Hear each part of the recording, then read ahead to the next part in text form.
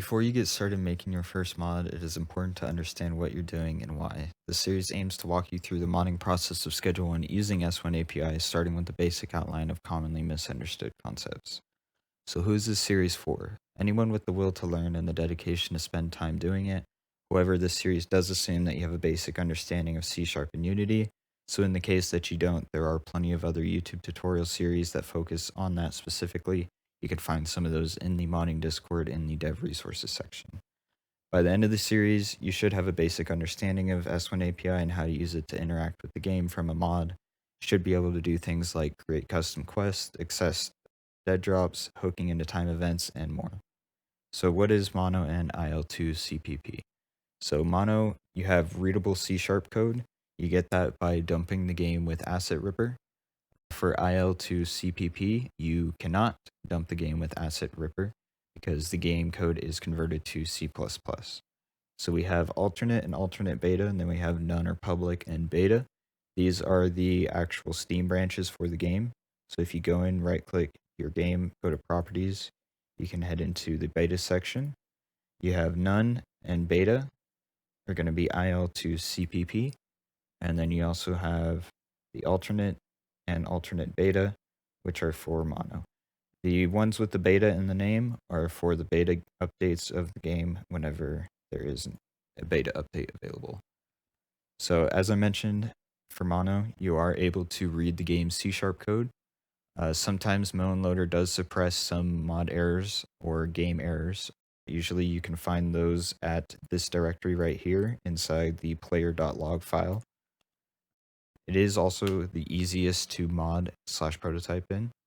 For IL2 CPP, the game's code is going to be unreadable as far as if you're using something like dnspy or Asset Ripper to dump the game or to decompile one of the assemblies, it's going to be unreadable. That's usually going to be for the IL2 CPP assembly generator, which is going to be right here. So you can see these are all the ones generated from Melon Loader. Those are going to be typically unreadable, at least not anything that's going to be helpful to you, but we will discuss that in a second. Also, any game errors are usually going to be shown inside of the Melon Loader console, inside of IL2 CPP. I'm not 100% sure why, but that's the thing to keep in mind. It also is a little bit harder to mod/prototype. There's a couple different things that you have to keep in mind whenever you're modding on IL2 CPP, and we will dive deeper into that later. So as I just discussed above, the game code is unreadable on IL2 CPP, but it is not unmoddable. And the reason for that being is the actual game code is compiled into Mono and IL2 CPP, as you can see here, but the underlying code below both of these is still the same. So when we dump the Mono branch and we get our readable code, it's the same code that is in IL2 CPP before it is compiled. So that is the reason why you're still able to mod both of them. You dump the game on the Mono branch, and you're able to read that code in order to make your mod for both of them. So the challenge with modding the game without S1API, as you can see here, you'll have your mod code, and you'll typically have two separate build configs. This is something that you can have with the API, but it's just not absolutely necessary depending on what you're doing. You'll also have conditional compilation code, so you'll have something like this, if mono, and then, whatever. So that would basically let you do stuff in only mono or only IL2 CPP, and it's also going to be more difficult to manage because you're going to have the different sections for each. Typically, you don't need to have your entire mod rewritten for both. That is something you could do. You could have two separate projects, but that is, in my opinion, a very unorganized way to do it, and you're just going to be rewriting a lot of code that you don't need to. So when you're on mono, this right here is kind of something that goes for both, but again, you can't really dump the IL2 CPP build. You just dump the mono one and you get your readable code that way. But you're going to find and interact with game classes. You can use something like Unity Explorer to do this in the game, which will let you actually explore objects in the scene and, play around with their classes and the methods of those classes and whatnot. Again, you would also do that for IL2 CPP, but you would use, if you're looking at the actual C# scripts from Asset Ripper, you would, again, dump the mono build, look at the code inside of the dump, and you can get game classes that way, along with Unity Explorer. Typically, when you're in mono, anything that is a private member, you're going to have to use reflection. So if you look at the Melon Loader wiki, you can see the reflection portion. So you'll have to use reflection to get your non-public members. However, S1API assembly publicizer. I'm not going to go into that in this video, but that basically lets you publicize the assembly so that you can use all of the private members without reflection. Another thing with the without S1API, you're going to have a separate mono assembly, and you're also going to have a separate IL2 CPP assembly. So that means if we go to one of my mods, and let's just say we go to, I think this one real quick. Yep. So you can see we have an IL2 CPP and a mono download. These are two separate files that won't work on either versions of the game. So like this one's only going to work on none and beta, and this one is only going to work on alternate and alternate beta. So that's something you got to keep in mind. If you're not using S1API, or if you're using something that's not in the API and you are directly referencing the game, the two different build configs, you will have the two different assemblies that you will have to post. Again, you can also always just go for one. Like if you only want your mod to be made for mono, or you only want it for IL to CPP, that is absolutely doable. But if you want to have the most people using your mod, you're going to want to make it for both. Again, IL to CPP is harder to mod. We'll dive deep into that in a bit. So key takeaway is whenever you're manually modding the game, you're going to need to reverse engineer the game. Typically the mono build, as I mentioned, this will let you learn how and where to interact with the game. So let's say, for example, you want to interact with the casino in the game. You're typically going to either install Unity Explorer and inspect some of the objects inside of the casino, or you are going to dump the mono branch with Asset Ripper and read the casino namespace, read the scripts inside of that namespace. So this is where S1API makes a difference. This is the flow of using S1API. So again, you have your mod code here, and instead of having two build configs, you can have one. Again, this is something that kind of depends on what you're trying to do, because let's say you want to interact with something in the game that is not in the API, you would then need to directly reference the game, which would cause you to have the two separate build configs if you did want both backend compatibility. So again, with S1API, you can have one build config as long as you're only using things that are available to you in the API. In any case that you are using the game directly, you will need the two separate build configs if you want it to work for both. Again, you don't need conditional compilation code either in S1API. Same goes for the build configs. If you want to access the game directly, you will typically need the conditional compilation code. But again, you don't need that if you're only using the API. It makes it a lot more easy to manage code base. If you're only having one build config and you don't have to worry about any conditional compilation, it's a lot less of a headache, especially to somebody who is a bit newer to modding. So how this works is your mod code talks to the API. Users install the API, your mod loads up and talks to the API at runtime. The API will talk to whatever backend the player is on for you, and it will basically say, hey, this mod is, wanting to make a quest, and we are on mono, so I'm going to send, hey, mono, let's make a quest, and then mono sends the quest back to the API, sends it back to your mod to use. And again, since you only have one build config, you only get one DLL that will work on both. The way that this works is, again, users will need to have S1 API, and because S1 API can have two different DLLs, one for mono and one for IL2 CPP, your mod will basically just use the correct one depending on the backend, because we have a loader plugin for the API that will make it so if the user installs both of these, it will just load the correct one based on which backend they're in. So again, your single DLL will interact with only the API's modder facing classes. You won't be referencing the game directly. You can do this, but this is something that you typically don't really want to do when first using the API, because it's just going to complicate things a little bit more. You do have the ability to dig deep with patches and game references. As I said, you can directly reference the game, and you can also directly patch methods from the game as well. But this gives you a simple modder-facing API that you're not too limited on. So that's the basic flow behind the concepts of modding and using the API. So I'm going to go ahead and walking you guys through getting your first project set up. So I have the S1 API repo here. I'll have this in the description. First things first, you're going to want to pull up the documentation. This is something you're always going to want to have open whenever you are making a mod with the API.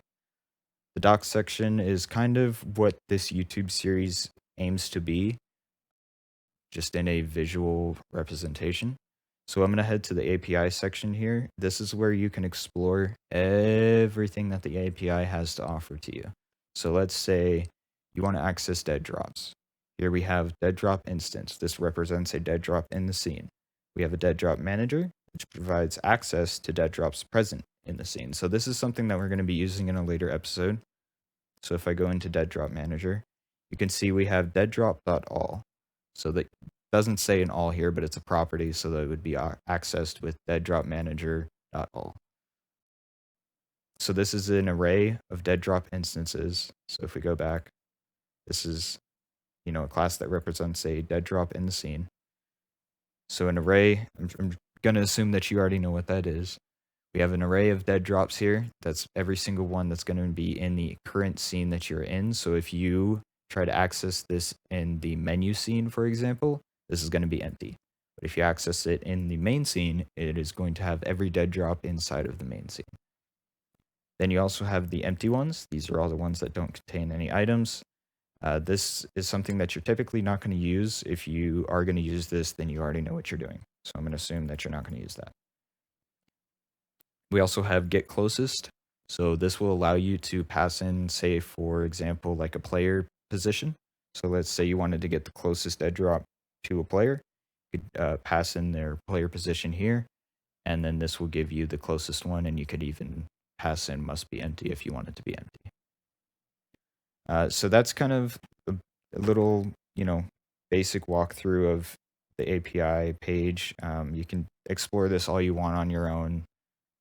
This is also all open source. If you ever want to contribute to it, you can go here, and it's going to be all inside of the docs is where all of this is, and then all the API stuff is auto-generated from XML comments.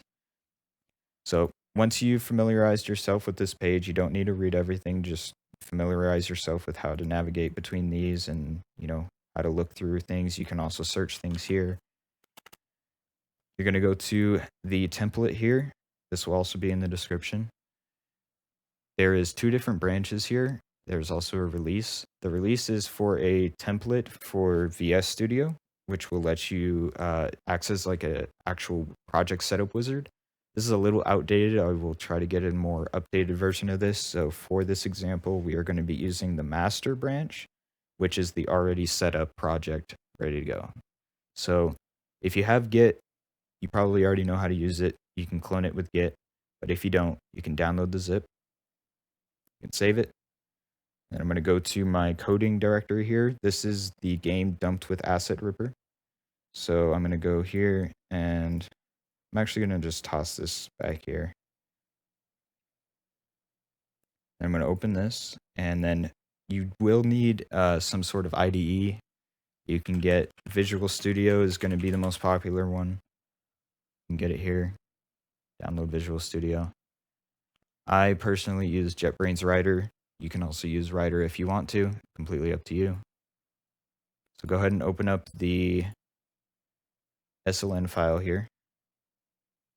This is your solution file that will open up your entire project. Once you have this open, you can close this if you have that open.